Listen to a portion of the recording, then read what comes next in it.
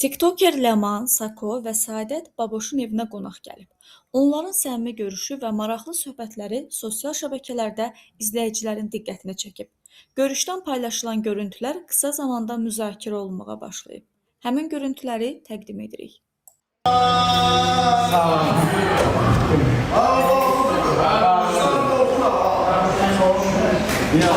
Damın içində sənə damın.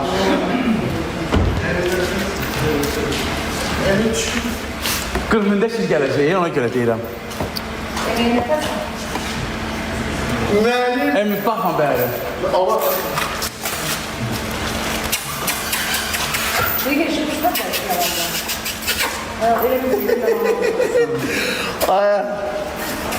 Ay ne tutuyor? Ay kendini al. Sadıqan bə.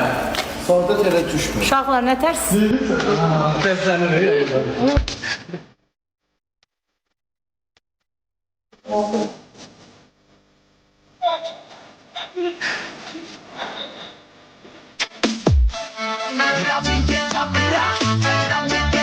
Yeri.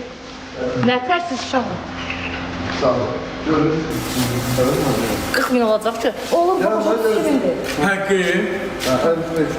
Artılar yardım.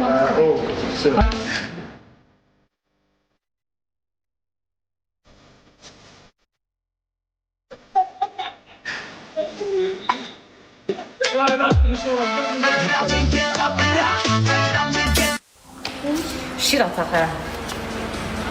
40.000'də şir gələcək uşağa. Hər kəs doluşsun, hər kəs tökülürsün. Sako gətirməyə.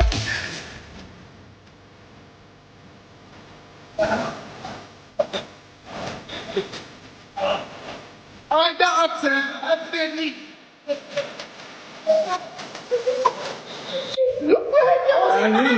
Yok elinize bağlı ediyor.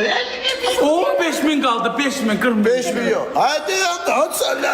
Camaat gəlin, ay camaat. O bir şey dala gidiyor. Dala gidiyorum bir daha. Dala gidiyorum. Ama dala gitsin. Dala. Evdən çıxırmır oldu deyir. Dala gedirir. Şu. Evet. Gözdə sual nə? Zaman çö. Üç geri sahip. Ondan geri sahip. Ay, 36. geri 10 sahibi yine 40.000 olacak. Da söz verin.